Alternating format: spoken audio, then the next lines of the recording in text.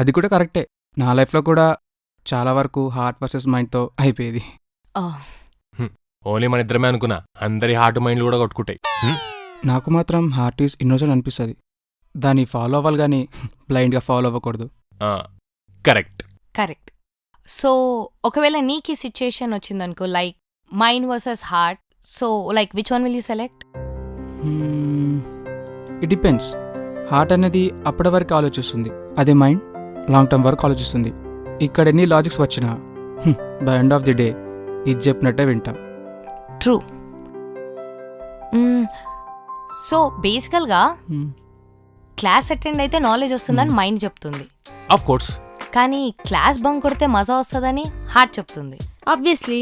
కానీ మనం వినేది హార్ట్దే కదా. ఏరా చూసావా, అది మన రేంజ్.